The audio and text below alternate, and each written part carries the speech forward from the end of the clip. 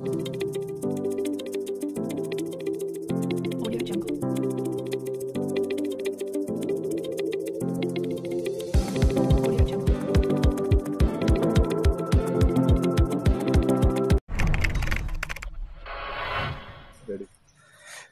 मैं विकास गोस्वामी और आप इनसाइड भारत टीवी देख रहे हैं। ब्लॉक है बेलघाट और इस वक्त हम लोग मौजूद हैं ग्राम सभा असौजी में और यहाँ पे कुछ नया मिला।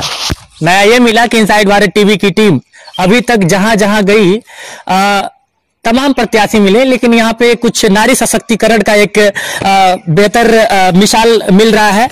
मेरे साथ इस वक्त शालिनी शुक्ला है और शालिनी शुक्ला इस बार यहाँ से ग्राम प्रधान पद की प्रत्याशी हैं। क्यों हैं और इतनी छोटी सी उम्र में, अभी सिर्फ 24-25 या 26 साल की उम्र होगी और अपना मास्टर्स पढ़ाई वगैरह कंप्लीट करके गांव में आके राजनीति करना चाहती हैं। क्यों करना चाहती हैं और ये पहला चुनाव है, किस तरह से इसको देख रहे हैं, तमाम मुद्दों पे बातचीत होगी। बहुत बहुत स्वागत है शालिनी आपका इनसाइड भारत टीवी पे। लड़की है, दिल्ली में अच्छा खासा पढ़ाई कर रही थी, गांव आ गई और चुनाव लड़ रही हैं। बीएड भी की हुई हैं। हाँ जी। आराम से टेट वगैरह दे के नौकरी पा सकती हैं। दिल्ली में भी नौकरी, मतलब कि पढ़े लिखे लोगों के लिए बहुत सारी नौकरियां हैं। तो ये सब अचानक यहाँ पे राजनीति में क्यों? राजनीति में इसलिए क्योंकि दिल्ली विश्वविद्यालय से पढ़ाई की थी और उसके बाद से समाज सेवा से काफी लंबे समय से जुड़ी हुई हूँ मैं, और महिलाओं के लिए या बुजुर्गों के लिए इस तरह का काम शुरू से करते आई हूँ। जब से ग्रेजुएशन शुरू किया है तब से ही कर रही हूँ। लेकिन गांव में हर साल जब भी आती हूँ तो स्थिति देखने को मिल ही रही है और व्यवस्था हर कोई देख रहा है यहाँ पे कैसी स्थिति बनी हुई है। तो शुरुआत यही थी कि समाज सेवा करते करते मन में ये आया कि क्यों ना यही समाज सेवा अपने गाँव में की जाए। ठीक है, तो गांव की जो व्यवस्था है उसको बदलाव लाने के लिए, यहाँ पे वो परिवर्तन लाने के लिए मुझे ऐसा लगा कि शायद ये एक अच्छी व्यवस्था हो सकती है जहां आकर के बदलाव संभव है, लाया जा सकता है। शायद इसीलिए मुझे शहर से यहाँ आना हुआ और वहां पर भी एनजीओ में ही काम करती थी, लेकिन जरूरत वहां से ज्यादा गांव में है। लेकिन वहां दिल्ली में जैसे बहुत सारी यूनिवर्सिटी है, आप डीयू की बात कर रही हैं, इसके बाद से फिर कन्हैया कुमार का सुप्रसिद्ध यूनिवर्सिटी या जेएनयू और तमाम, तो मतलब कन्हैया कुमार का नहीं, लेकिन कन्हैया कुमार भी वहीं की उपज है। तो ये दिल्ली राजनीति के दृष्टिकोण से देखा जाए और खासकर युवाओं के लिए दो चार नारे लगाएं और फिर वहां से अपने आप को हाईलाइट कर लें और फिर तमाम सारी चीजें। लेकिन गांव की राजनीति थोड़ी कठिन होती है, ये बात आपको पता है? हाँ, मुझे पता है कि गांव की राजनीति थोड़ी कठिन होती है, लेकिन मेरा ऐसा मानना है कि अगर जो युवा सोच है और जो नई सोच हम लोग के पास है उसको अगर सही में इम्प्लीमेंट किया जाना चाहिए तो वो मुझे लगता है ग्रामीण क्षेत्र बहुत ही सही जगह है इस्तेमाल करने के लिए, क्योंकि यहाँ काम भी ज्यादा है और गवर्नमेंट जो इस तरह की योजनाएं दे रही है। तो आपको अगर सच में काम करना है तो आप ग्रामीण क्षेत्र में आके देखिए, जरूरत यहाँ पर है युवाओं की। शहरों में काम करने वाले लोग बहुत सारे हैं, वहां पे बहुत सारे लोग मिलके काम कर लेते हैं, लेकिन गाँव में उतरने वाले लोग थोड़े कम होते हैं। इनसाइड भारत टीवी ने ये वादा किया था कि आपको गांव दिखाऊंगा, पूर्वांचल का हर गांव दिखाऊंगा और मौका मिला तो पूरे देश का गांव दिखाऊंगा। और उसी मुहिम में नोएडा छोड़ के जब विकास गोस्वामी गोरखपुर आया था तो लगभग इसी सोच के आसपास मेरी भी सोच थी और आपसे मिलने का यही कारण भी है कि गांव, क्योंकि जब भी पत्रकारिता का नाम आता है तो लोग नोएडा सोचते हैं, मुंबई सोचते हैं और थोड़े से अगर कम में आए तो लोग लखनऊ सोचते हैं। मैं इलेक्ट्रॉनिक मीडिया की बात कर रहा हूँ।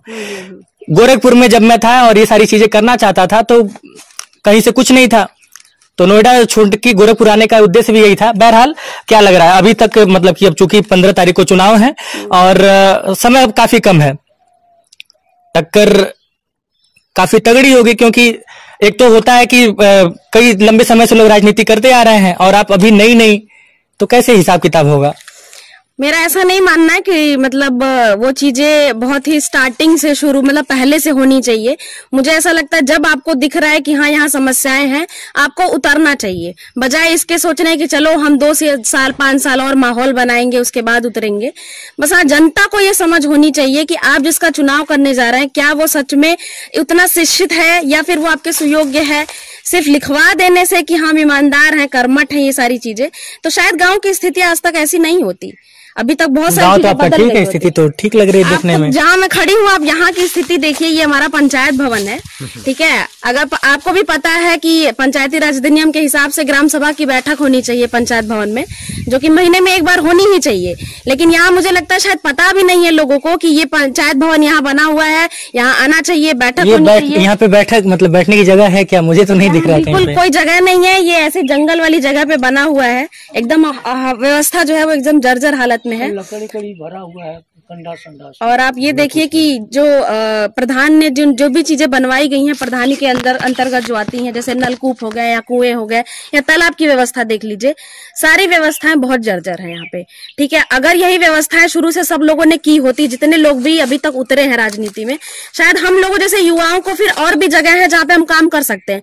लेकिन यहाँ उतरने की जरूरत इसीलिए पड़ी क्योंकि वो काम यहाँ हुआ नहीं है ना, काम नहीं कर रहे हैं। बिल्कुल वही चीजें कान पकड़ना पड़ेगा इन लोगों का, कह सकते हैं। लेकिन ये काम जो है सामूहिक रूप से होना चाहिए और जनता को ही ये सोचना पड़ेगा अब, क्योंकि बदलाव लाना जनता के ही हाथों में है, तो अब उनको सोचना है। शालिनी, अब एक तीखा सवाल, जो सवाल मैं अमूमन हर प्रत्याशी से करता हूँ। हमारे घर के बड़े बुजुर्ग कहते हैं कि बेटा अगर पैसा कमाना हो तो नौकरी करनी पड़ेगी, थोड़ा सा ज्यादा कमाना हो तो सरकारी नौकरी पालो, और बहुत ज्यादा कमाना हो तो राजनीति में उतर आओ। शालिनी बहुत ज्यादा पैसा कमाना चाहती हैं? अगर पैसा कमाना होता तो मेरा ऑलरेडी सेंट्रल टेट क्लियर है, मैं किसी स्कूल में अच्छा खासा जॉब कर सकती थी, प्राइवेट स्कूल पकड़ सकती थी।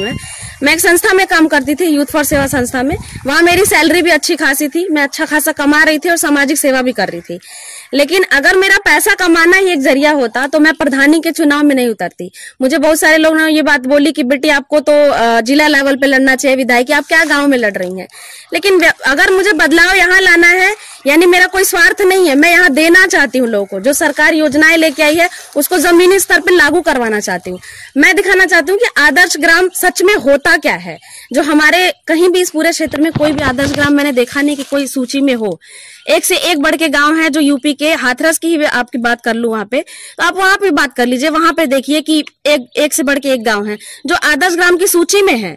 लेकिन हमारे क्षेत्र में अम्बेल घाट की बात करूं, यहाँ कहीं भी कोई आदर्श ग्राम नहीं है। मैं वो प्रूफ करना चाहती हूँ लोगों को, और ये होगा जनता के ही प्रयास से। अगर जनता चाहेगी और उस तरीके से चुनाव करेगी, सिर्फ डर लोगों के मन में एक बैठा हुआ है, वो डर निकालना पड़ेगा उन लोगों को, क्योंकि प्रशासन जो है वो आज इतना कड़ा हो चुका है, कोई किसी का कोई कुछ भी बिगाड़ नहीं सकता, हर कोई अपनी मेहनत मजदूरी से खा रहा है।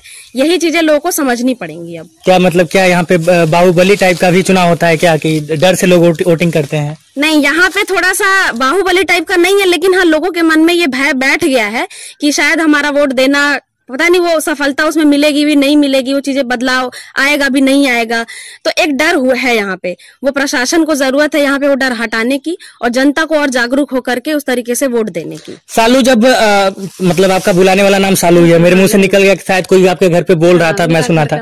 तो सालू ये बताइए कि आप जनता के बीच में जा रही होंगी, हाँ जी। तो जाहिर सी बात है कि उनको कुछ आश्वासन दे रही होंगी कि मुझे आप वोट कीजिए और मैं ये काम करूंगी। तो मैं वो चाहता हूं कि वो वादा एक बार मेरे कैमरे पे भी कैद हो जाए। मैं थोड़ा सा कैमरा क्लोज कर लीजिए सालू की तरफ, वो वादा मेरे कैमरे पे इसलिए कैद हो जाए ताकि चुनाव के बाद भी जब हम आपसे मिलें और आप उसके इतर जाएं, इधर उधर हो, तो आपका कान पकड़ा जा सके। बिल्कुल बिल्कुल, ये होना चाहिए। और मुद्दे मेरे यही रहेंगे, क्योंकि सरकार जो है बहुत सारी योजनाएं ला रही है। जैसे आप 14वें वित्त कमीशन के हिसाब से आप देख लीजिए, मनरेगा का जो भी पैसा आ रहा है, या फिर स्वच्छ भारत मिशन को लेके जो पैसा आ रहा है, या आप आयुष भारत मिशन की बात कर लीजिए। तो ये जो इस तरह की योजनाएं लाई जा रही हैं, जो उतारी जा रही हैं, ये अगर जनता तक पहुंचेंगी नहीं तो मुझे लगता है कि उसका कोई मतलब नहीं है। तो मेरे लिए यही मुद्दे हैं, बुनियादी मुद्दे हर गांव में सेम होते हैं, चाहे सड़क हो, चाहे स्ट्रीट लाइट हो, इन सब की बात की जा सकती है। नालियों की बात कर लीजिए, तो जो व्यवस्था जर्जर हालत में है उसको बदलने का जो एक बेसिक जो बुनियादी मुद्दे हैं, ये आपको जनता को देना ही पड़ेगा, क्योंकि सरकार वो ऑलरेडी दे रही है, बस पहुंचाने की जरूरत है। और जो इतर उसके अलावा जो मुद्दे हैं, जो कहीं ना कहीं समाज सेवा में भी लोग कर रहे हैं और कहीं ना कहीं राजनीति में भी कर रहे हैं, वो मुद्दे भी मुझे यहाँ पर लेकर के आने हैं। चाहे वो महिला सशक्तिकरण की बात कर लीजिए, चाहे युवाओं के लिए आप बात कर लीजिए कि कैसे उनका प्रशिक्षण होना चाहिए, उनको कैसे करियर गाइडेंस मिलनी चाहिए, या यहाँ पर जो आंगनवाड़ी वर्कर्स हैं जो वो काम कर रही हैं, उनका कैसे प्रशिक्षण होना चाहिए, कैसे उनको मजबूत किया जा सकता है। ये सारे मुद्दे जो है हमारे चुनावी मुद्दे हैं, जो मेरा ऐसा मानना है कि हम इसको उतारेंगे जमीन पे। अगर जनता चाहेगी तो जरूर इस पे काम किया जाएगा। शालिनी, एक सवाल और, शिक्षा, चूंकि आप बताएं कि आप मतलब कि आपकी स्कूलिंग यहाँ पे हुई है 8वीं तक की, इसके बाद से फिर आप दिल्ली चली गई। हाँ जी। गांव का हिसाब किताब शिक्षा के मामले में थोड़ा ढीला है, और खासकर अपने यहाँ का मतलब कि उत्तर प्रदेश, पूर्वी जो उत्तर प्रदेश है, और जो अगर हम प्राइमरी स्कूलों की बात करें तो वहाँ पे ज्यादा दिक्कत है। तो आप जब यहाँ के अगर मान लीजिए जीतती हैं, शुभकामनाएं हैं आपको और आपके साथ तमाम प्रत्याशियों को, क्योंकि सब लोग लड़ते हैं जीतने के लिए, लेकिन यदि आप यहाँ से जीतती हैं तो शिक्षा व्यवस्था को किस तरह से आप हैंडल करेंगी? यहाँ पे जैसे यहाँ मेनली प्राइमरी स्कूल जो है, क्योंकि यहाँ पे आप 6ठी से 8वीं तक की पढ़ाई देख लीजिए तो हमारे ग्राम सभा में ऐसी कोई इसकी व्यवस्था नहीं है। बच्चों को यहाँ से 1.5-2 किलोमीटर पैदल चल के जाना होता है। और अगर उच्च शिक्षा की बात करें तो उच्च शिक्षा में भी यहाँ के जो युवा हैं वो कहीं ना कहीं अच्छी पढ़ाई के लिए ही उनको बाहर जाना पड़ रहा है। आप मेरा ही एग्जाम्पल ले लीजिए, मैं पढ़ने की वजह से ही बाहर गई थी। मेरे पिताजी का रोजगार बाहर था, लेकिन हाँ पढ़ाई की वजह से ही शायद हम लोग गए थे। और आज मैं जब पढ़ के वापस आई हूँ तो मेरा मेन मोटिव है कि उस पे भी काम किया जाना चाहिए। ऐसी व्यवस्था होनी चाहिए कि लोगों को बाहर जाने की जरूरत ही ना पड़े। अगर वो करियर गाइडेंस उनको यहाँ पे मिलता है तो फिर उनको शायद बाहर जाने की जरूरत नहीं होगी। तो मेरा प्रयास भी यही रहेगा कि हम लोग उनको वो चीजें प्रोवाइड करा सके, चाहे वो उच्च शिक्षा की बात हो या प्राथमिक शिक्षा की। प्राथमिक शिक्षा में जो लोग काम कर रहे हैं उनका प्रशिक्षण कैसे होना चाहिए, और अगर हम 6ठी से 8वीं माध्यमिक की बात कर रहे हैं उसको कैसे जमीन पे उतारना चाहिए, इस पे मेरा पूरा फोकस रहेगा। चलिए सालू, समय देने के लिए बहुत बहुत धन्यवाद, और आपसे मुलाकात और भी होगी क्योंकि चुनाव अभी 15 तारीख को होना है, तो उससे पहले भी एक बार आपसे मैं मिलूंगा। और इस क्षेत्र में कभी भी आया, अब चूंकि ये इंटरेस्टिंग मेरे लिए एक इंटरेस्टिंग मुद्दा हो गया है, क्योंकि अभी तक मैं लगभग 400-500 गांव घूम चुका हूं और इस तरह की चीजें नहीं मिली, और मुझे भी अंदर से भीतर से अच्छा। देखिए अब चूंकि यहाँ पे थोड़ा सा पॉइंट मिल जाएगा, लेकिन पॉइंट वाली बात नहीं है। अमूमन इस तरह की चीजें नहीं देखने को मिलती हैं, और खासकर हमारे ग्रामीणांचल में नहीं देखने को मिलती हैं। तो एक बेटी के रूप में, इस गांव की बेटी के रूप में आप आगे आ रही हैं, और चूंकि युवा सोच कहीं ना कहीं वाकई में इस तरह की चीजें बिल्कुल ही नहीं देखने को मिला। मेरे लाइफ में तो ये पहला केस है। पत्रकारिता मैंने किया और कई सारे राज्यों में चुनाव कवर किया हूँ, लगभग हरियाणा चुनाव मैंने कवर किया, दिल्ली का चुनाव कवर किया, तमाम राज्यों में गया, लेकिन इस तरह की चीजें अभी तक मुझे देखने को नहीं मिली थी। तो बहुत बहुत बधाई आपको, धन्यवाद। देखिए क्या होता है अभी फिलहाल। बिल्कुल, अभी युवाओं को आगे बढ़ के आने की जरूरत है। अगर हम जैसे युवा आते हैं तो हमारे पास क्या है कि हमारे पास शिक्षा भी है, हमारे पास तकनीकी भी है। हम चाहें तो वो टेक्नोलॉजी का यूज करके जितनी भी चीजें हैं उसको जमीन पे लाया जा सकता है। और साथ साथ में पीछे कई सारे लोग हैं जो आपको सपोर्ट कर रहे हैं, उनका अनुभव भी। हाँ बिल्कुल, उनका अनुभव भी है, गाइड करने के लिए लोग हमेशा है यहाँ पर अवेलेबल है। तो मैं यही बोलना चाहूंगी कि युवाओं को भी आगे आना चाहिए, और शुरुआत जो है वो सबसे छोटी इकाई जो ग्राम प्रधान की होती है उससे शुरुआत करनी चाहिए। बदलाव तभी संभव है। बिल्कुल बिल्कुल। चाचा आपका नाम क्या है? सुधाकर शुक्ल। आपके घर की हैं ये? हाँ। क्या लगेंगी आपकी? नतनी लगेगी। नतनी। हाँ। तो अंदर से थोड़ा गर्व महसूस हो रहा है, क्योंकि इस तरह का कदम लोग उठाते नहीं है अमूमन। हाँ है, वो तो नहीं है, वो तो ही है, ऐसा कदम नहीं कोई उठाता है। लेकिन बिटिया नाम रोशन करेगी। आप देखिए क्या करती है, जो है अगर हो जाता है तो ठीक है। चलिए, भविष्य की प्रयास चल रहा है, लेकिन मामला बड़ा संगीन है। हाँ हाँ। इसलिए जो है परिश्रम ज्यादा करना है। आंखें आपकी भर गई। चलिए, भावुक हो गए चाचा जी। क्या नाम है आपका? निकिता। क्या करती हैं? मैं समाज सेवा में हूँ। मतलब आप इनकी बहन हैं, सिस्टर हैं? हाँ, साथ में काम करते हैं हम लोग। मतलब फ्रेंड हैं, हाँ, दोस्त हैं। हाँ, अच्छा अच्छा। तो यहाँ मतलब इसी गांव की हैं या फिर? नहीं, मैं दिल्ली से हूँ। अच्छा, मतलब इनका सपोर्ट करने आए हैं कि चुनाव में जीते, इसलिए सपोर्ट करने आए हैं। हाँ। ओके। चाचा क्या नाम पड़ेगा आपका? पीएन शुक्ला या प्रकाश नारायण शुक्ला, पप्पू लोग कहते हैं। अच्छा। ये हमारी बेटी है, और मैं इसको पहले मना किया था कि मतलब तुम अपना जब सोशल का काम कर रही हो दिल्ली में तो वहीं पे करो, लेकिन इसकी इच्छा थी नहीं, हम ग्रामीण क्षेत्र से, और जो सबसे छोटी इकाई ग्राम प्रधान की है वहां शुरू करना चाहती हूँ। तो इसके आत्मबल को अच्छा, मना क्यों कर रहे थे? मैं मना इसलिए कर रहा था कि गाँव की राजनीति थोड़ा सा दूसरे टाइप की होती है। ये चूंकि शहर में पढ़ी लिखी थी तो हमको ये नहीं लग रहा था कि वहाँ पे इस तरह सर्वाइव कर पाएगी, लेकिन इसकी बात से और जो इसके क्रियाकलाप थे उससे हमको लगा गांव में यहाँ पहले भी आकर के कॉन्फिडेंस है अपना अपने बेटी के ऊपर, तो बस छोड़ दीजिए, बिल्कुल जो होगा देखा जाएगा। हम छोड़ दिए। जी, क्या नाम है सर आपका? जितेंद्र शुक्ला। क्या करते हैं? घर पे भी रहते हैं, बाहर भी रहते हैं, मतलब थोड़ा बहुत। तो मतलब क्या लगती हैं आपकी? बेटी लगती है। अच्छा, मतलब चाचा हैं आप इनके? चाचा है। तो एक ही घर के हैं या अगल बगल? घराने के ही हैं। अच्छा अच्छा। तो क्या लगता है बिटिया नाम रोशन करेगी? हाँ बिल्कुल करेगी, हम इसके काम से सहमत हैं। कॉन्फिडेंस लेवल सही लग रहा है? बिल्कुल लग रहा है, कोई इसमें दिक्कत नहीं। क्या नाम है सर आपका? क्या करते हैं आप? घर पे रहता हूँ। तो इस तरह की चीजें अपनी लाइफ में कभी देखे हैं इसके पहले? नहीं। तो बिटिया प्रधान बनेगी? बनना चाहिए। बनना चाहिए। हम लोग ग्राम सभा असौजी में थे और कुछ नया था यहाँ पे, और नया मुझे भी पसंद है। बहरहाल अब ये देखना है कि चुनाव यहाँ का किस स्तर पे होता है और चुनाव का परिणाम क्या होता है।